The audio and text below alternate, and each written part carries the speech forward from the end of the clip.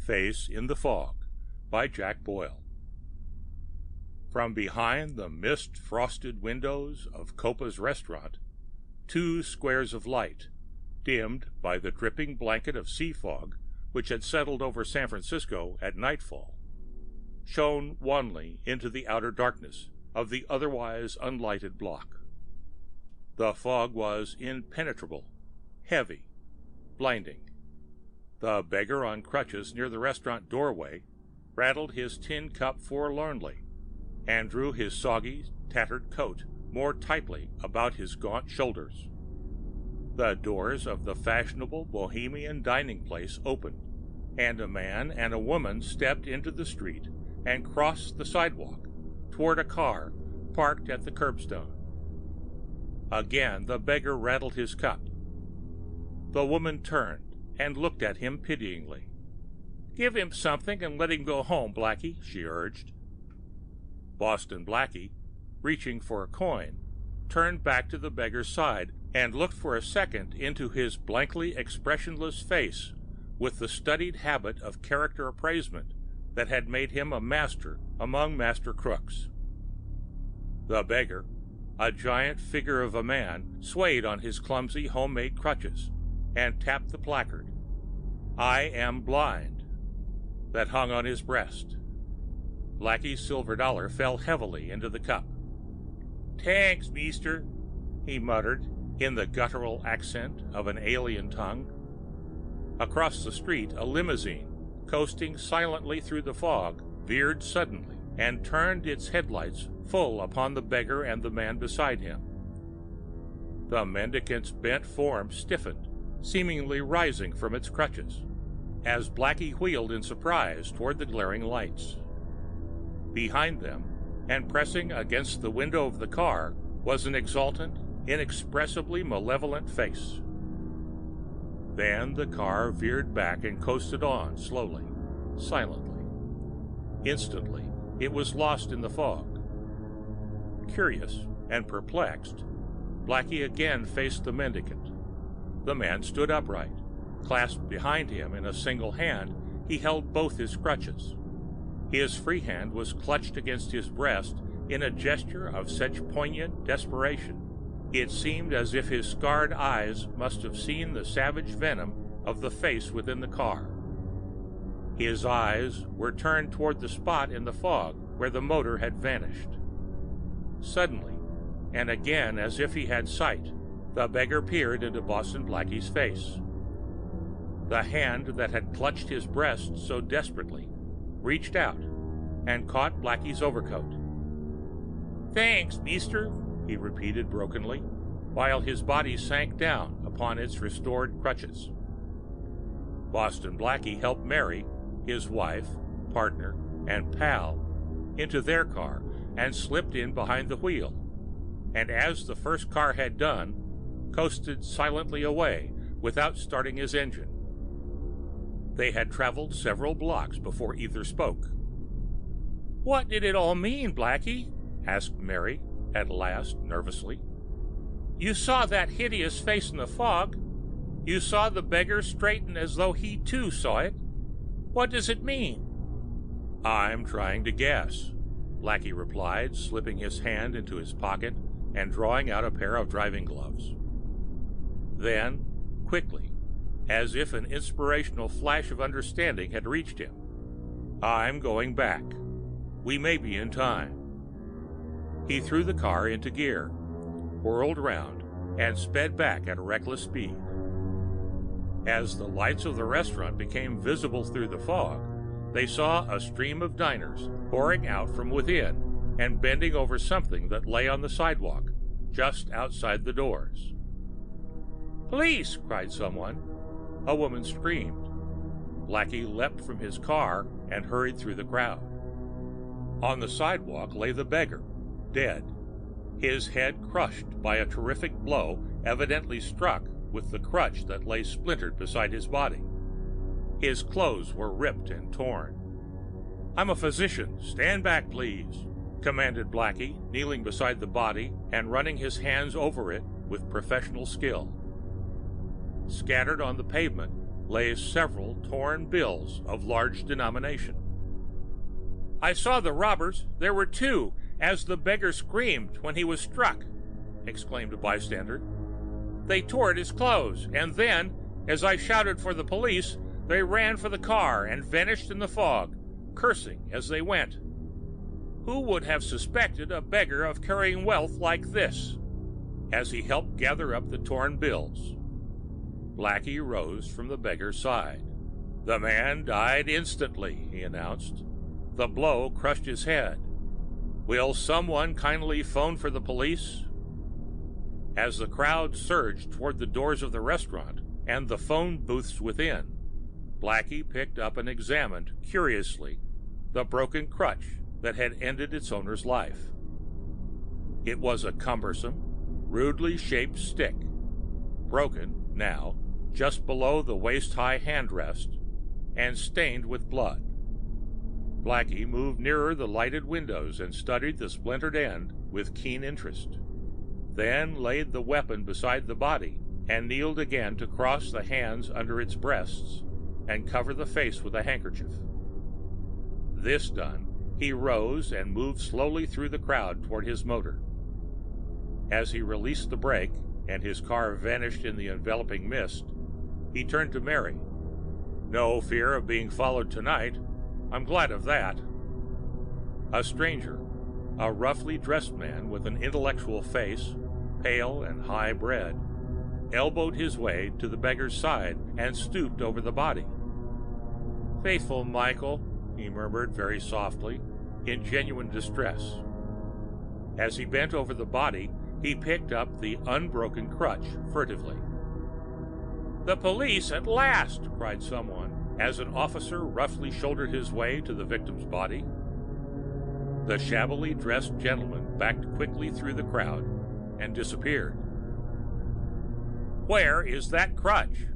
demanded Detective Sergeant Wren 5 minutes later, after a dozen excited witnesses had described the weapon with which the murder had been committed.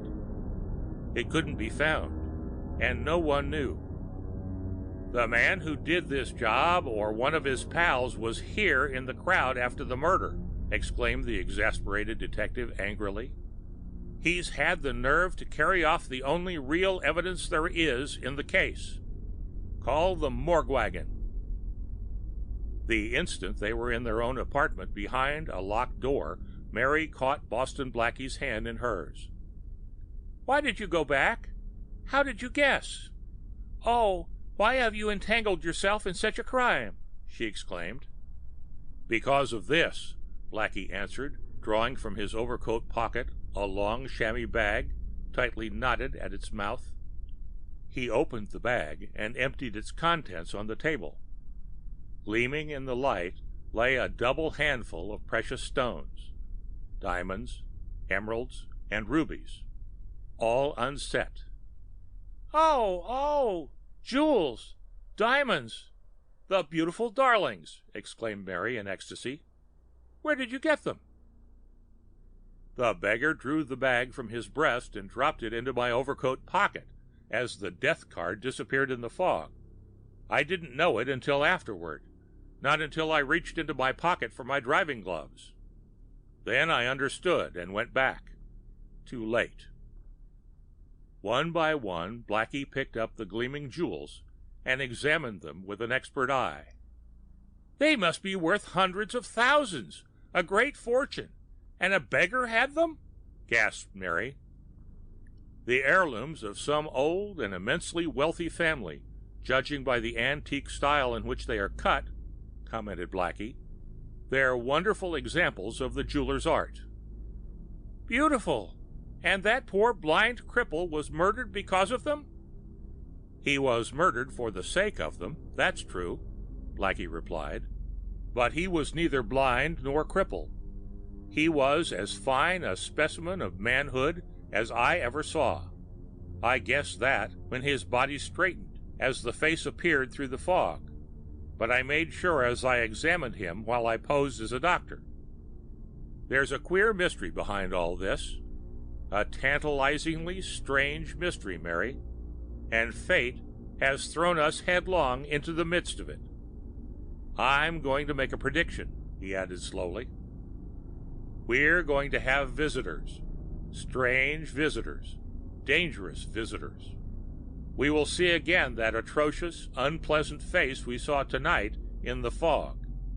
And when we see it," he paused, "it will be here in our apartment, Mary, behind a gun muzzle."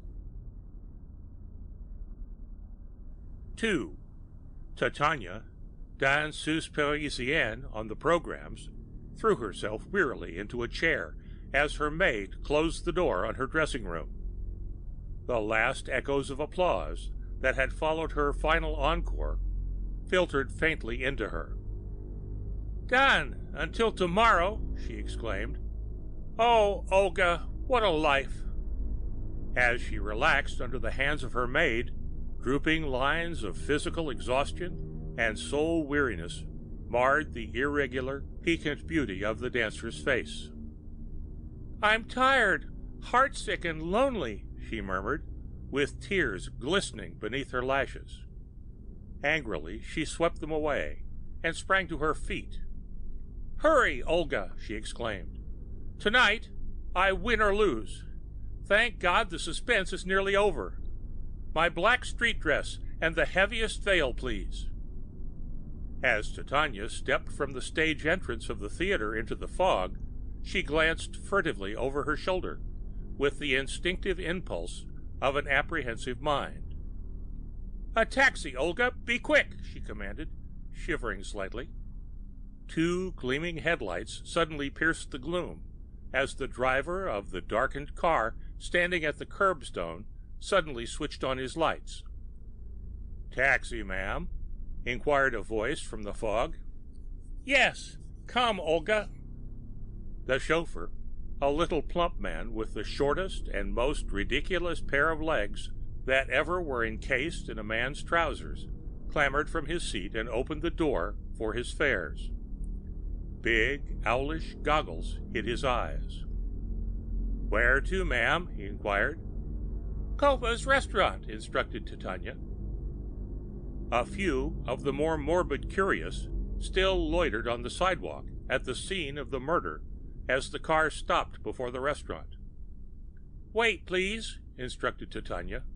Then, as she saw the dark bloodstain at the spot where the beggar had been struck down, she shrank back in unconcealable terror. "What has happened?" she asked, her face ashen. "A man was murdered about an hour ago. A crippled beggar killed by his own crutch," answered a bystander. "Murdered!" cried the dancer. She seemed about to faint. From amongst the crowd, a man sprang to her side. "Permit me," he murmured gently, supporting her with his arm as he helped her toward her taxi. The girl looked into his face with startled eyes, and, for a fractional part of a second, seemed to lie unresisting against his breast as she clung to his supporting arm. Then, as if mastering a regretted momentary weakness, she freed herself and tottered unaided to the cab. The man stared after her silently, reverently, hopelessly. "Murdered and robbed! Everything is lost! Poor, faithful Michael!" Titania murmured between sobs of despairing wretchedness. "Home, Olga! Give the chauffeur our address." Crouching fearfully against the cushions as the taxi threaded its way cautiously through the fog, Titania, danseuse parisienne, hid her face with shaking hands and fought vainly to stifle the tears of a friendless girl suddenly bereft of the last hope that had sustained her courage. The chauffeur, staring into the fog with keen, analytical eyes, muttered softly to himself, "A beggar murdered. Our little lady of the theater in tears. Whispers, everything is lost. Poor Michael. A handsome gentleman in workman's clothes opportunely assists her. Huck Khan, as a detective, you're a bad joke. Instead of half a man, you ought to be 2 men right now, with the best one of you following that mysterious, good-looking stranger, who is not a stranger, I'll wager, to the beautiful little lady in the rear seat. She's crying, poor little girl. Huck, you're a brute to be tracking her, and a sentimental fool to be sorry you're doing it. A quarter of an hour after Huck Kahn had left Titania and her maid at their home, his infantile legs carried him hurriedly into police headquarters, where he presented a card to the desk sergeant. "For the chief at once, please," he said. A moment later, he was shaking hands with Dan Egan, San Francisco's chief of detectives. "Glad to see you, Mr. Kant. What brings you out our way?" inquired the chief genially. "Nothing in the counterfeiting line this time, I hope." "Not this time, Chief. I'm afraid it's likely to be even more difficult. What I want now is to know all you know about the murder of a beggar in front of Copa's restaurant tonight." "Ah, Uncle Sam's interested in that business, eh?" answered Egan, with a shrewd glance of understanding. "Wren's handling the case. We'll have him in immediately." "Give us the facts on the murder of the beggar down at Copa's," he ordered, as his subordinate appeared. "It's a piece of funny business, Chief," replied the detective. "A blind, crippled panhandler was killed by a blow from one of his own crutches. 2 men did the job and escaped in an automobile. 1 witness saw them, but in the dark and fog, his descriptions are no good. The strange part of the case is that the dead man's clothes were ripped to pieces by the stick-ups who left more than $1,000 in torn bills lying on the sidewalk. They must have known the beggar had it, but why they left it behind when they had plenty of time to pick it up beats me. And another strange thing is that the crutch with which the man was killed is missing. A dozen witnesses saw it beside the body, but when I got there it was gone. No one knows where or how. The beggar is a stranger in town. Nothing on the body to identify him. When we got him to the morgue, I found this slip of paper clutched in his hand." Wren handed a torn sheet of paper to his chief, who, after studying it, passed it on to Huck Kant. Penciled on the slip were the figures 22895, and nothing else. Kant copied them into a notebook. "I'll be on my way, Chief," he said, rising. "If anything more turns up, particularly about that missing crutch, I'm staying at the Auburn, and I'll thank you to let me know at once." "He's a closed-mouthed little duck, ain't he?" remarked Wren as the door closed behind the Secret Service operative. "And the shrewdest in the business," replied Chief Egan, almost envious. "His name is Hercules Ulysses Kant. Sounds like a joke name when you look at his funny little body, but believe me, old Ulysses himself didn't have anything on little Huck from the neck up. There's something big behind this case, Wren. We want to be in on it when it breaks. Take a couple more good men and get busy." Huck Kahn went straight to his hotel apartment, took a deck of cards from his grip, and solemnly began a solitary game of Canfield. As he played, he talked aloud to himself. "The jewels are in the city. That's positive now," he said. "Black 10 spot on the red jack. Miss Titania was expecting them tonight. 9 on the 10 releases what? Ah, good, a king. The beggar was her messenger, and someone who knew it killed him. That somebody has the gems now, unless... The ace at last. It's about time. The girl doesn't know their present hiding place, since they have been interrupted on their way to her. An outsider who discovered her secret must have them. One last move with this deuce, and then... beaten as usual." Huck Kant swept the cards disgustedly from the table and drew his notebook from his pocket.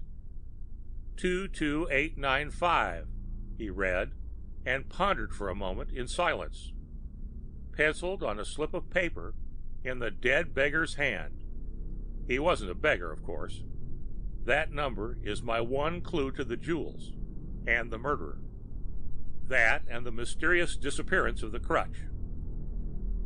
As far as the handsome young gentleman in shabby clothes is concerned, if I read his eyes rightly as the little dancer drew herself out of his arms, he'll not be hard to find somewhere around her theater. That missing crutch bothers me, though. Well, Huck, the right thing to do is to sleep on it all. Any detective's smartest when he's asleep. After which sage remark, Huck climbed into bed and switched off the light. 3. On the evening following the death of the street beggar, Boston Blackie locked the bag of jewels carefully away in a safe built into the wall of his apartment above the fireplace. His eyes glowed with an eager love of adventure. The natural probabilities of the situation, substantiated by the warning that my auto license number has been looked up by strangers, promises a big night tonight, Mary dear, he announced joyously. I believe I am safe in predicting a call of a couple of cold-blooded assassins before morning. Possibly, you'd better spend the night downtown at a hotel. I'll stay here with you, Mary answered shortly. Then, after a pause, Blackie, why do you leave those jewels in the safe, the natural and obvious place for them? As you say, the men seeking them will not hesitate at murder. Why will you insist on taking such risks, dear? Because they put the zest into life. The greatest game in the world to me is to pit wits against force and win. That's the game I'm playing tonight. Stay if you like, Mary, and watch. You'll not be in danger. He moved restlessly about the room with the quick impatience of a born gambler, eager for the first deal of the cards in a new and entrancing game. A sharp ring at the doorbell brought him suddenly back to the confident calmness of a skilled player ready for action. He lay the revolver that had hung beneath his armpit in a drawer and closed it. I hardly expected them at the front door, he murmured, but whatever way they come, I'm ready. No matter what happens, Mary, do nothing, absolutely nothing. He whistled down an old-fashioned speaker tube that led to the street. Come up, he said to the voice that answered. As light steps reached the top of the stairway, Blackie threw open the door. Instantly, the ready-for-war glint in his eyes changed to pleased amazement. Huck Cunt, he ejaculated. Well, well, Huck, come in and we'll talk it all over. The astonishing fact that you're here tonight just means that each of us has the answer to the other fellow's riddle. Serious perplexity underlay the cordiality of the little detective's manner as he bowed bashfully to Mary, seated himself, and turned interrogatively to Blackie. Where were you, Blackie? He began. On the night and at the time when the beggar was killed at Copa's? I was there, both before and immediately after it happened. I know you're not involved in the murder, but I wasn't. I returned to prevent the murder, but I was too late. But the mere fact that you were there is circumstantial evidence to me that you knew the beggar had in his possession jewels worth fully $500,000. Blackie, the United States government is mightily interested in those missing gems. It is mightily interested in the mysterious little Miss Titania, ostensibly a vaudeville dancer, who went to Copa's to receive the jewels from her messenger within an hour of his murder. The death and robbery of the beggar relieved me of the unpleasant duty of arresting Titania as a smuggler with the evidence against her in her possession. Titania, the dancer? Exclaimed Blackie in frank surprise. You're telling me news now, Huck. Titania? Surely you don't mean the dainty little creature who is dancing at the Orpheum, interrupted Mary. I do mean her, but she's not dancing at the Orpheum tonight. At noon today she left her home, ostensibly for a walk, and vanished. The police and detectives employed by the theater are searching the city for her. They haven't even a clue so far. I can guess the clue, Blackie. The jewels. But here I too must stop. There is an imperative reason why this girl must be found and the jewels recovered. I am laying all my cards down to you, Blackie. Can you help me? And, if so, will you?" "How did you know I knew anything about this murder and of the missing jewels?" Blackie asked. "I don't know. I'm guessing. In the dead beggar's hand, the detectives found a scrap of paper. On it, scrawled in pencil, were the figures 22805. That's the number of your auto license, Blackie. And... Ah, so the beggar too took my license number, did he? I might have guessed he had some way of finding me. The auto number was an obvious way, the same way the men who murdered him have taken, Huck. They've found me too. They phoned the license office today and obtained my name and address. That means they will be here tonight in search of the jewels they did not find on the beggar's body." "They didn't get them? Good!" exclaimed the detective, half rising. "That means you must have them, Blackie." Boston Blackie ignored the question, began to tramp the floor uneasily. "The disappearance of the girl worries me," he muttered, more to himself than to his guest. "The pair who killed the beggar, if I read their faces rightly, are the sort—" "You know them? You saw them?" exclaimed Kant. "I don't know them, but I saw them when they turned the lights of their car on me as I talked to the beggar a moment before they killed him. The face I saw for an instant through the fog was villainously cruel, Huck. The men who have done one murder already for the sake of the jewels they didn't get can't be sure the dancing girl hasn't them. God help her if she's in their hands. They'd torture her to make her tell where the gems are. And Huck, she doesn't know. The girl's in terrible danger." The perennial smile was gone from the little detective's face. "I'm afraid you're right, Blackie," he said seriously. "Two of my men and half the police detectives in town are hunting her, but we are not all working absolutely in the dark. Where do we find these jewel thieves? Tell me that, and I'll answer for Titania's safety." A tiny red incandescent, set in a half-dozen other varicolored bulbs in the table ornament, flashed up and glowed steadily. "They're here now," Boston Blackie whispered, dropping into a chair with a relieved sigh of satisfaction. "The red signal means they've broken the thread that protects the rear entrance beyond the kitchen. I'm ready for them, Huck." "What's our plan of attack?" whispered the Bantam detective, springing to his feet. Blackie motioned him back to his chair. "No matter what happens, do nothing," he whispered. "Leave everything to me. Are you armed? All right, drop your gun into this drawer beside mine. We'll leave revolvers to our murdering visitors, Huck. I've something better in reserve for ourselves." Blackie lighted a cigar and picked up a newspaper, over the top of which his eyes strayed to a mirror which reflected the doorway behind him. Kant fidgeted in his chair. Mary, with unsteady fingers, continued her needlework. There was a long, tense wait. Slowly, almost imperceptibly, the door behind Boston Blackie opened, inch by inch. Two eyes appeared above a masked face, silhouetted for an instant against the darkness beyond the half-open door. "I'll put the situation in plain words, Kant," said Blackie, his voice breaking the silence like a pistol shot. "I have the beggar's jewels. You know I have them. Only you and I share the secret, and there are enough gems for both of us. I'll divide them with you, 50-50. Huck Kant stared at his friend in amazement. The eyes above the black mask behind them lighted evilly.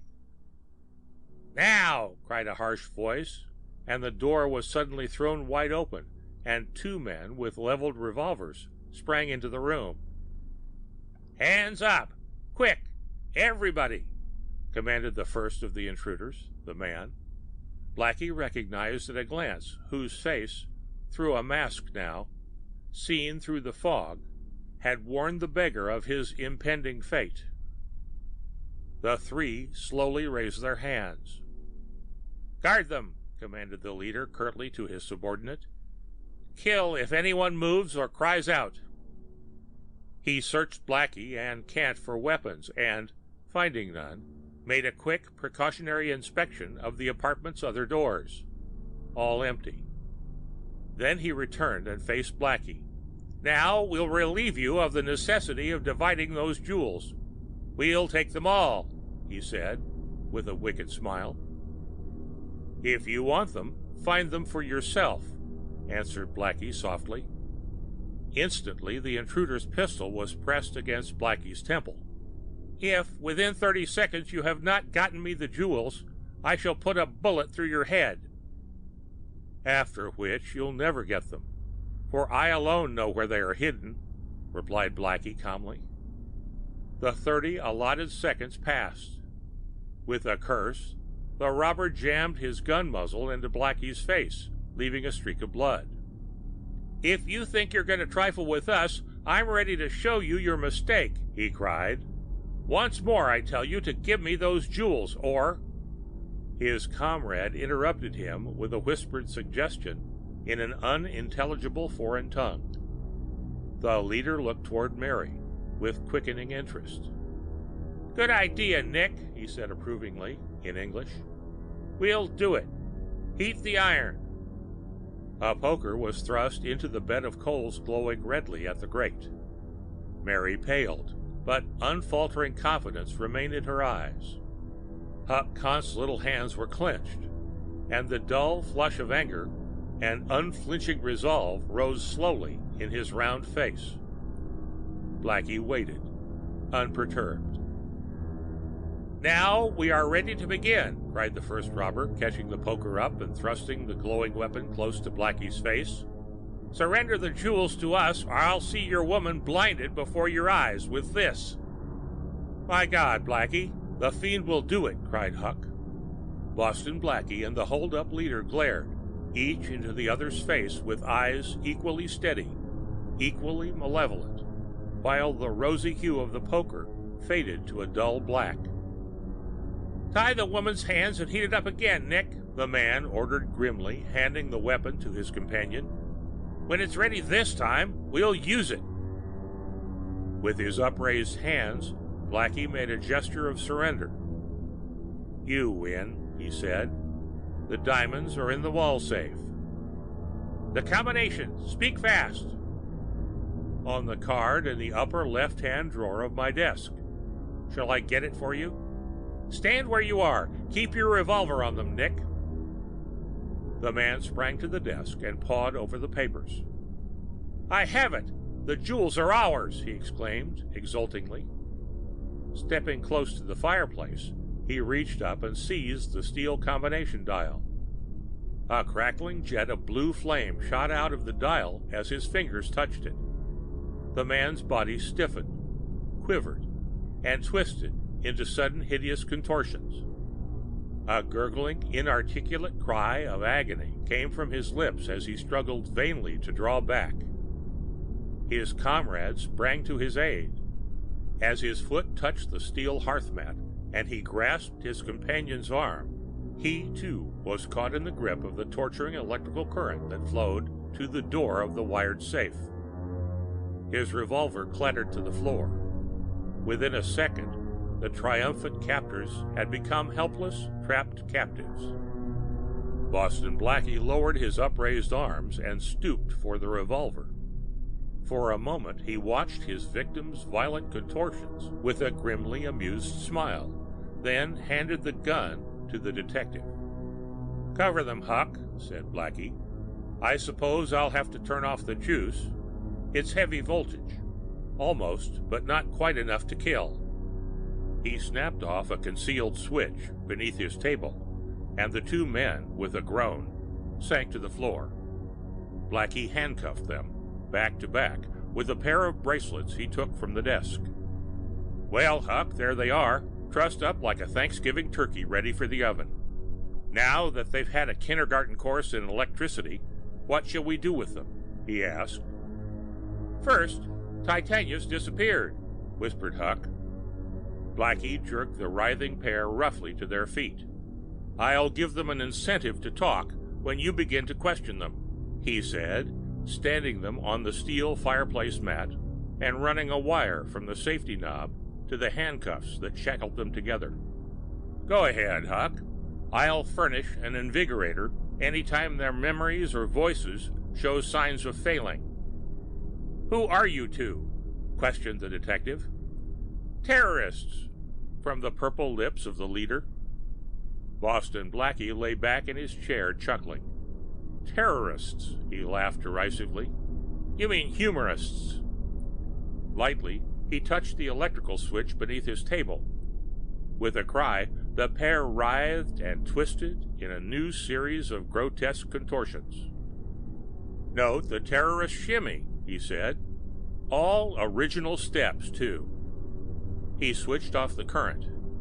"Go on with your questions, Huck." "Where is Titania the dancer?" demanded Kant.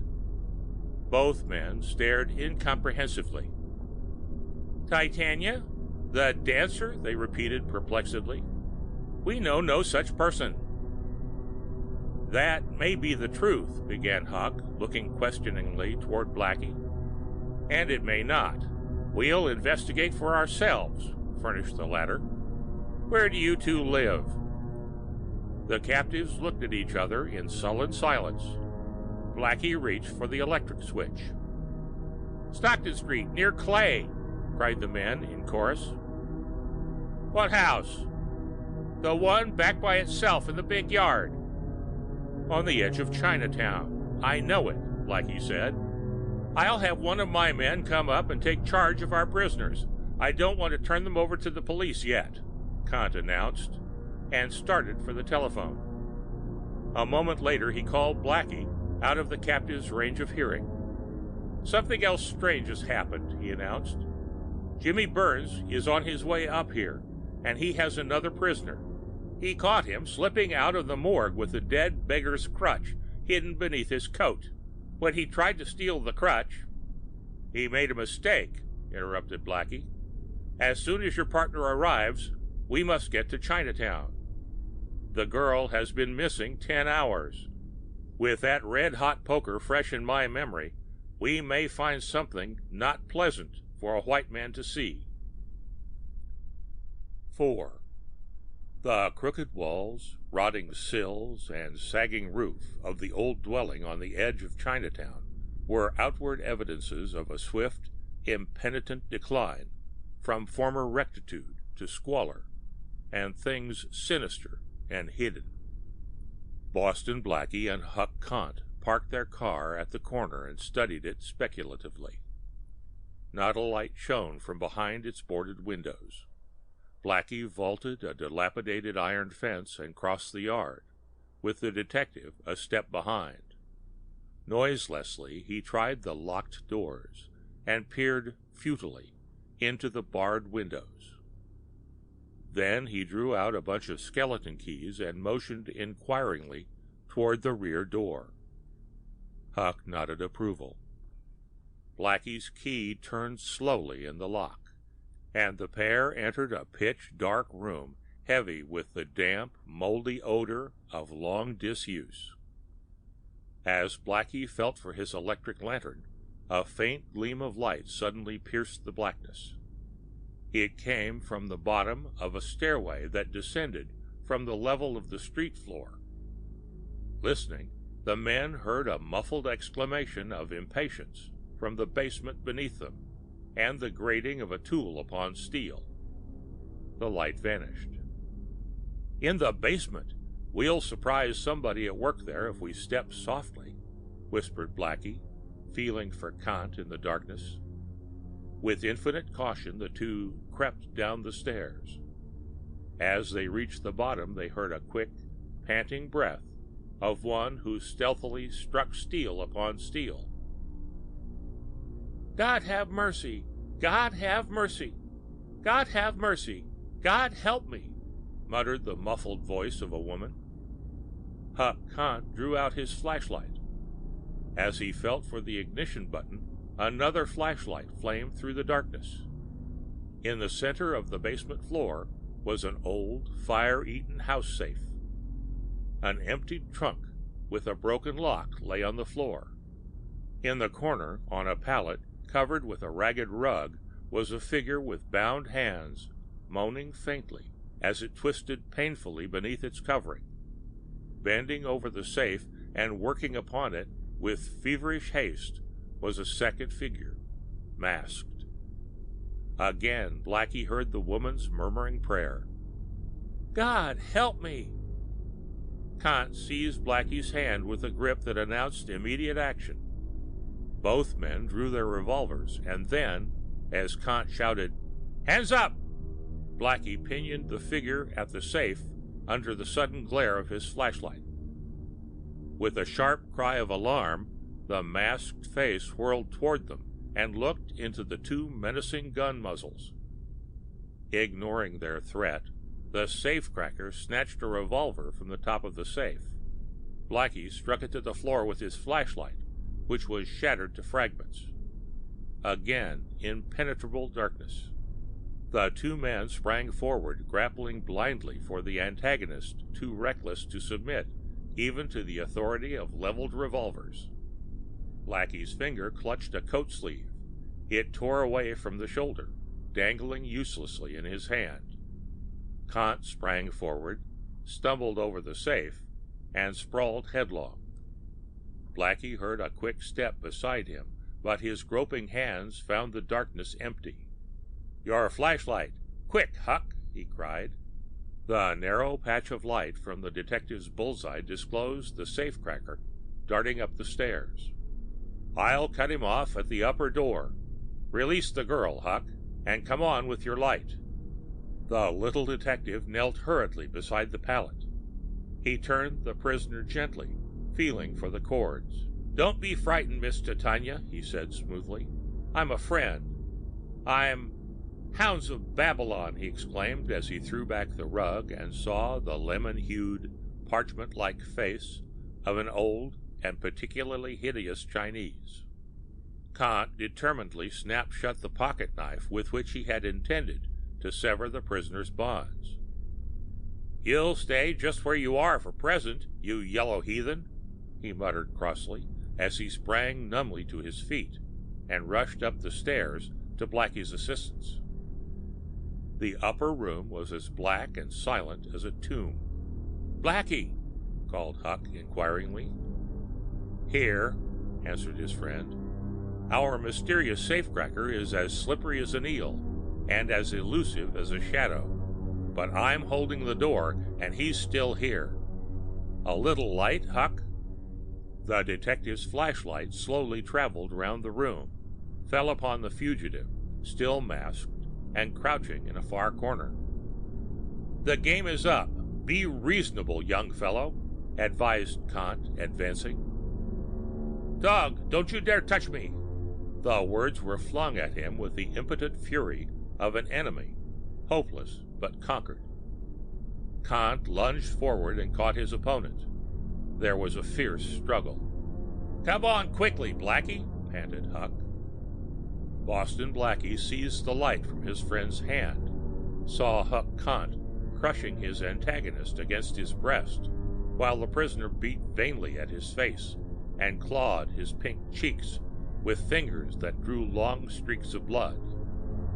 Blackie caught the captive's hand securely, but gently. "If you two would open your eyes instead of fighting blindly, I think—" Blackie paused, laughing. The pair did open their eyes, and then, in amazement, opened them wider. "Hounds of Babylon!" exclaimed Huck, hastily releasing the captive he had been hugging so vehemently, and backing away shamefacedly. "By the sacred hounds of Babylon, it's Titania! Miss Titania!" he stammered. "The little taxi driver! Spies! Spies! Spies! Enemies everywhere!" The girl covered her face and sank to the floor, instinctively trying to cover her trousered legs with her torn coat as she sobbed a final surrender to unbeatable odds.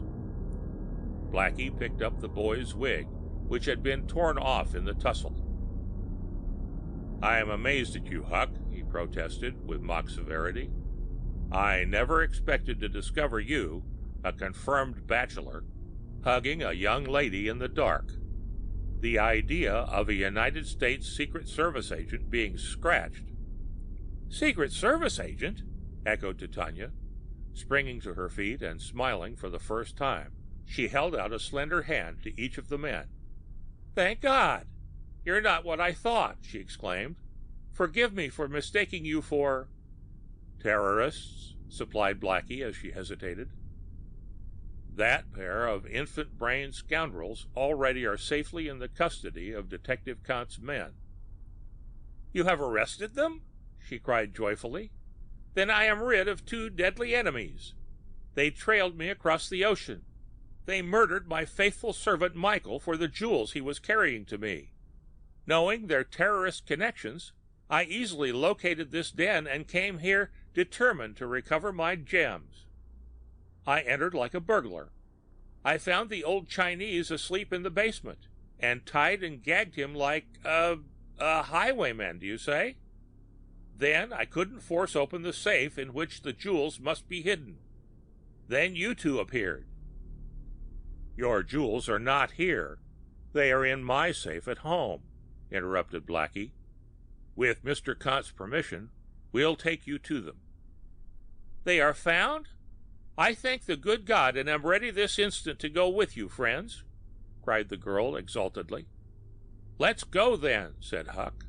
"I'll pick up a copper somewhere on the street to take charge of this place and the Chink prisoner until I can get one of my own men up here."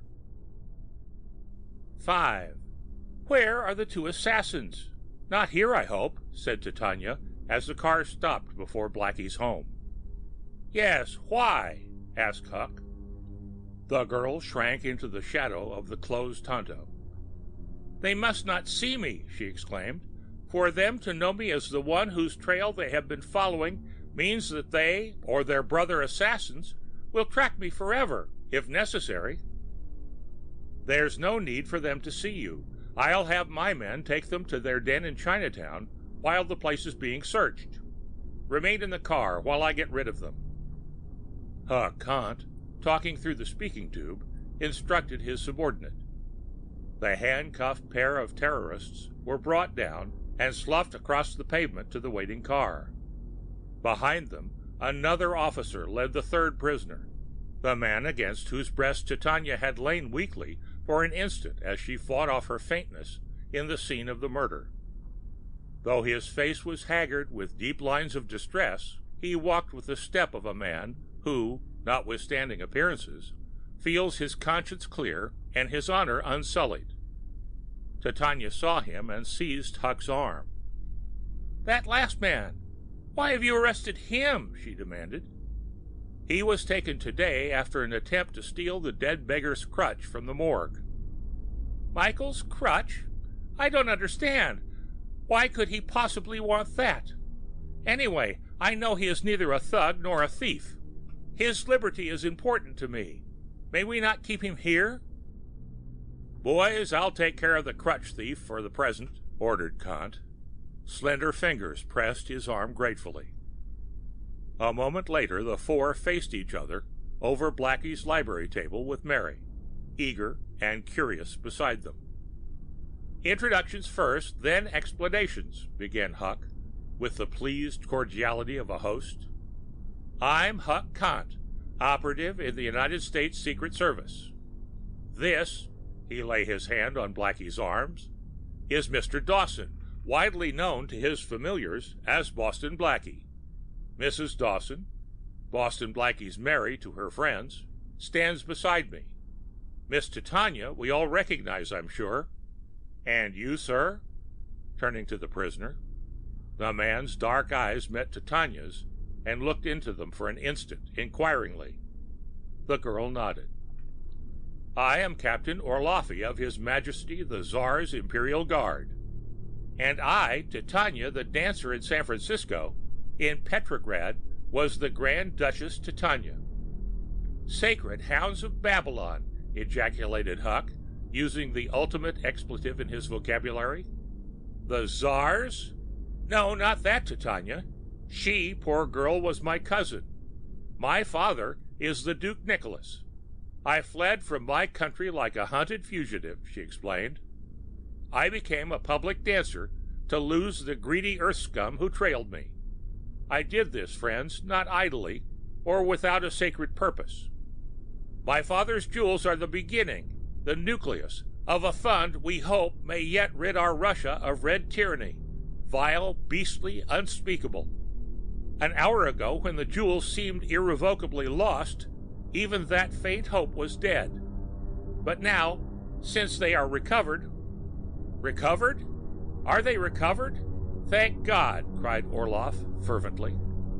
Boston Blackie crossed to his safe, opened it, drew out a chamois bag, and handed it to Titania.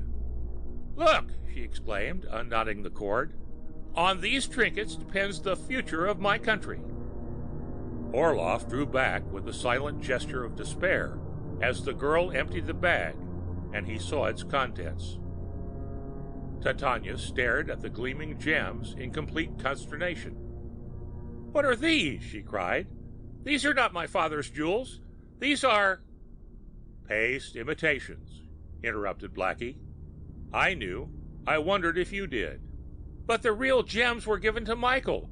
You yourself delivered them, the girl insisted, turning upon the soldier. Speak, Orloff, she commanded imperiously. I, and I alone, am to blame, he answered, his words broken by distress and humiliation. I, witless fool, have wrecked the hopes for which I gladly would have given my life. Knowing the dangers of Michael's journey across Siberia and the Pacific with the Bolshevik hounds trailing his every step, I substituted these for the real gems in the bag I carried to him. But what of the others? What of them? Persisted Titania. One of the crutches I made for him was hollowed and a steel tube inserted. In that tube I put your jewels, thinking to double safeguard them. I alone knew they were there, and yet the crutch that contained them disappeared at the moment of Michael's murder. In the hope that the crutch at the morgue might be the precious one, I tried tonight to recover it. It was not the right one. See, we broke it here tonight. Titania sank limply into a chair. The terrorist prisoners may have gotten the missing crutch. It may still be hidden in their cellar, she suggested. Impossible. If they had the crutch with the jewels, would they have come here seeking them? Blackie questioned. True, too true. Titania's dark eyes, as she stared somberly into the fire, seemed to find visualized in the flames the final ruin of the forlorn hope that had brought her to America. It is the end, she said. Not yet, put in Boston Blackie. From a hiding place built into a phonograph cabinet, he drew out a broken crutch. A cap covering at steel tube was visible above the splintered end. I saw the tube when I first picked up the crutch and decided to carry it from the scene of the murder for further investigation, he explained. Then, twisting off the cap, he poured out scores of jewels. Titania kneeled beside them, sobbing. Wait, wait, cried Huck Kent, closing his eyes determinedly. My instructions as a United States operative were to receive a bag of items, smuggled, presumably, for the use of Miss Titania. Will someone kindly give me that bag and the paste jewels that came out of it? Blackie swept them up and handed him the chamois skin. My duty is now fulfilled, said Huck, his eyes still tightly shut. Friends, goodbye. Wait, wait, and keep your eyes closed, cried Titania, springing up. Then she stooped. She had to stoop, and kissed him on the lips. That, she said, is the Grand Duchess Titania's gift to you. A gift that shall never, began Huck, red now as a peony when he stopped in hopeless embarrassment. Boston Blackie laid a friendly hand on the little detective's arm. Mr. Huck Kent, I congratulate you, he said gravely. Why, Man, you become famous in a night.